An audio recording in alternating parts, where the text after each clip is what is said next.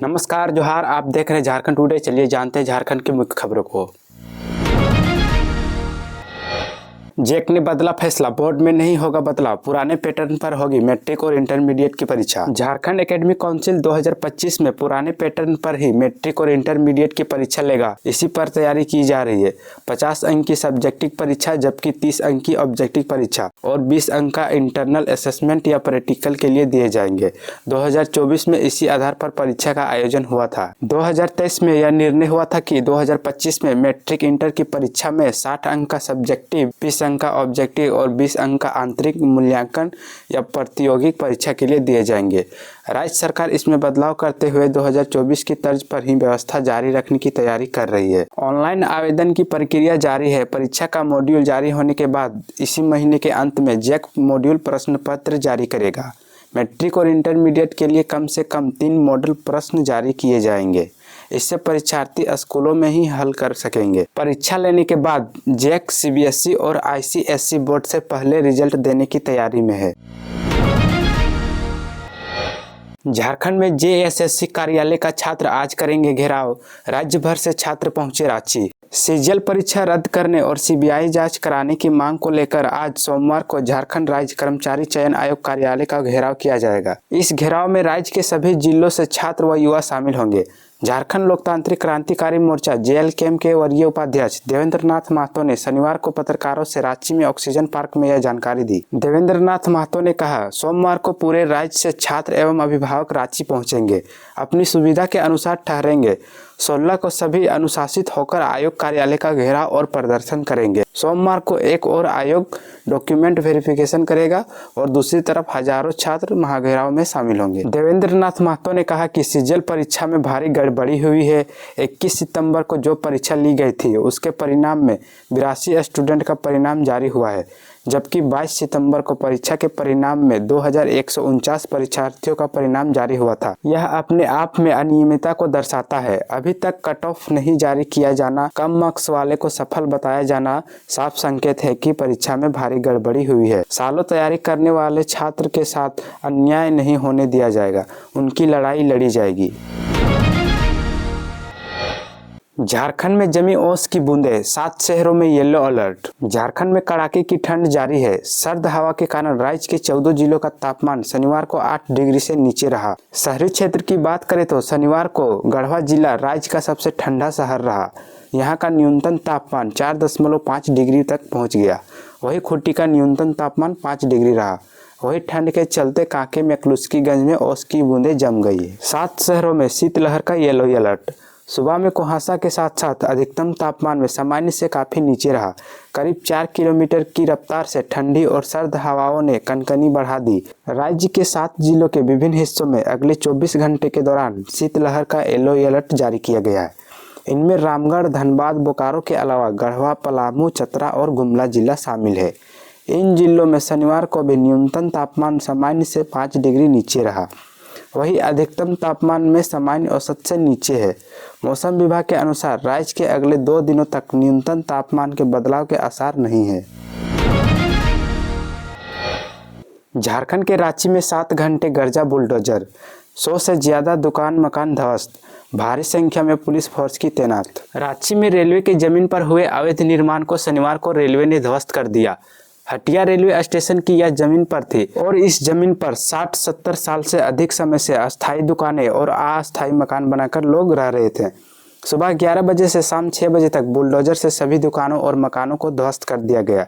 इस दौरान भारी संख्या में पुलिस बल की तैनात की गई थी। मजिस्ट्रेट के प्रति नियुक्ति भी की गई थी। अतिक्रमण हटाने के दौरान कुछ देर के लिए जाम भी लग गया था। हटिया स्टेशन रोड से एचईसी चेकपोस्ट तक किए गए सभी निर्माण ध्वस्त किए गए। साथ ही हटिया स्टेशन की तरफ के मकान और दुकान को भी ध्वस्त किया गया। रेलवे की जमीन पर रह रहे लोगों को नोटिस पहले से ही दिया गया था।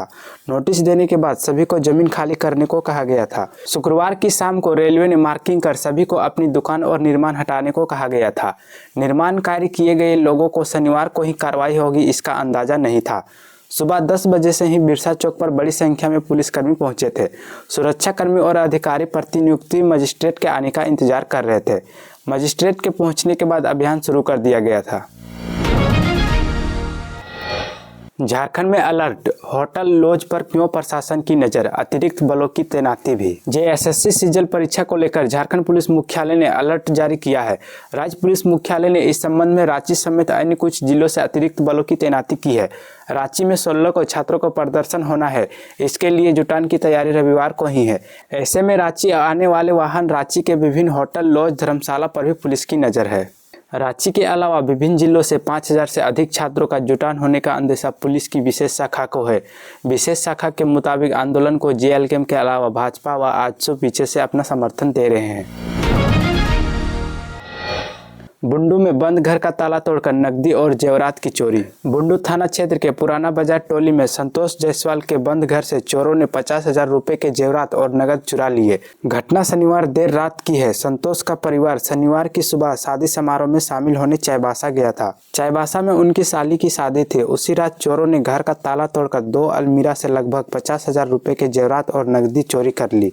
इस संबंध में पीड़ित ने बुंडू थाने में प्राथमिकी दर्ज कराई। स्थानीय लोगों का कहना है कि हाल के दिनों में चोरों ने कई दुकानों के शटर तोड़कर चोरी करने का प्रयास किया है। एक सप्ताह पहले श्रीपति दास मास्टर के घर भी चोर घुसे थे, परंतु वहां बहुत ज्यादा कुछ नहीं मिला। इसके बाद चोरों ने शर्मा मेडिकल का शटर तोड़ने का प्रयास किया। इससे पहले चोर असित सेन के घर लाखों रुपए की चोरी की थी। असित के घर के लोग भी शादी में शामिल होने गए थे। बताया जाता है कि इन दिनों बुंडू में चोरों का गिरोह सक्रिय है, जो दिन में बंद घरों की रेकी करता है और रात में चोरी की घटना को अंजाम देता है। ट्रेन में बीमार होकर मरे व्यक्ति का कराया गया पोस्टमार्टम। जमशेदपुर टाटानगर स्टेशन पर 11 दिसंबर को बेहोश हुए चेन्नई के 56 वर्षीय गणेशन की शुक्रवार को एमजीएम अस्पताल में इलाज के दौरान मृत्यु के बाद उनके शव को पोस्टमार्टम कराया गया। वे पेशे से सिक्योरिटी गार्ड थे। उनके बेहोश होने के बाद रेल पुलिस के अधिकारियों ने उन्हें तुरंत एमजीएम अस्पताल पहुंचाया, जहां उनका इलाज चल रहा था। अस्पताल प्रबंधन ने गणेशन के परिजनों की जानकारी दी। उनके शव का पोस्टमार्टम कराया गया। लॉटरी टिकट बेचने वाले का अपहरण, 20 लाख रुपए मांगी फिरौती। धनबाद लूबी सर्कुलर रोड माड़ा ऑफिस के पास रहने वाले अरविंद जायसवाल का अपराधियों ने शनिवार की दोपहर अपहरण कर लिया। लॉटरी टिकट बेचने वाले अरविंद को दहिया के एक मुर्गा दुकान के पास से अपहर्ता साथ ले गए। अपहर्ताओं ने 1 लाख रुपए और बाद में अरविंद के बेटे से 20 लाख फिरौती मांगी। हालांकि नाटकीय ढंग से अपहर्ताओं ने अरविंद को शनिवार की रात 10:30 बजे बरवाडा के पास मुक्त कर दिया। विष्णुगढ़ में विधायक ने 2 धान अधिप्राप्ति केंद्रों का किया उद्घाटन। मांडू विधायक निर्मल महतो उर्फ तिवारी महतो ने रविवार को 2 धान अधिप्राप्ति केंद्रों का फीता काटकर उद्घाटन किया। इनमें विष्णुगढ़ पैक्स तथा अचलजामो पैक्स शामिल है। इस दौरान विधायक ने कहा कि पैक्स के माध्यम से किसान धान की फसल का समर्थन मूल्य 2400 रुपए के भाव से बेच सकते हैं। इसमें आधी मूल्य का भुगतान तुरंत तथा शेष आधे का भुगतान चावल मिल भेजे जाने के बाद होगा। इससे क्षेत्र के किसानों को फसल का एकाधिक लाभ मिल पाएगा। उन्होंने सभी किसानों को धान पैक्स के माध्यम से बेचने का आग्रह किया। विष्णुगढ़ पैक्स अध्यक्ष रंजीत गुप्ता ने कहा कि किसान पैक्स में साफ सुथरा नमी रहित धान लाकर दे। सरकार की ओर से फसल का वाजिब निर्धारित मूल्य मिलेगा। आंगनबाड़ी केंद्र में 26 बच्चों को स्वेटर दिया गया। लोहरदगा कैरो प्रखंड के उत्का गांव में मुस्लिम मोहल्ला स्थित आंगनबाड़ी केंद्र में बच्चों को स्वेटर वितरण किया गया। आंगनबाड़ी केंद्र में आने वाले 26 बच्चों को स्वेटर दिया गया। मौके पर उपस्थित उप मुखिया ने कहा कि गरीब बच्चों को इस कड़कड़ाती ठंड से स्वेटर दिए जाने से काफी राहत मिलेगी। नेतरहाट में अतिक्रमण को लेकर सीमांकन। एसडीएम विपिन कुमार दुबे के नेतृत्व में नेतरहाट अंतर्गत बाजार परिसर समेत वन भूमि पर अतिक्रमण को लेकर सरकारी वन भूमि की नापी करते हुए सीमांकन रविवार को किया गया। इस दौरान अतिक्रमण किए गए भूमि को चिन्हित करते हुए 15 दिनों के अंदर अतिक्रमण हटा लेने का आदेश दिया गया। वन विभाग की ओर से पहले भी कई लोगों को अतिक्रमण हटाने को लेकर नोटिस दिया जा चुका है। नेतरहाट में लगातार लोगों द्वारा गुमटी, दुकान, होटल अथवा अन्य तरीकों से वन भूमि पर अवैध कब्जा बढ़ता जा रहा है, जिस पर पर्यावरण के साथ साथ नेतरहाट की प्राकृतिक खूबसूरती के संरक्षण को लेकर एसडीएम विपिन कुमार दुबे के नेतृत्व में वन पदाधिकारी तरुण सिंह, अंचल पदाधिकारी संतोष कुमार बैठा, नेतरहाट थाना प्रभारी अविनाश कुमार के द्वारा शांतिपूर्ण तरीके से मापी कराया गया। इस दौरान कुछ भूमि जो गुमला जिले के बिशुनपुर अंचल अंतर्गत आता है, उसकी मापी पर ग्रामीणों ने विरोध भी किया, जिस पर एसडीएम विपिन कुमार दुबे ने बताया कि गुमला जिला अंतर्गत आने वाली भूमि पर मापी नहीं किया गया है, क्योंकि उक्त भूमि महुआटांड़ अनुमंडल अंतर्गत नहीं आता है। हालांकि पर्यावरण संरक्षण और नेतरहाट की प्राकृतिक खूबसूरती बनाए रखने को ध्यान में रखते हुए संबंधित जिला के पदाधिकारी भी पत्राचार की अपील की जाएगी।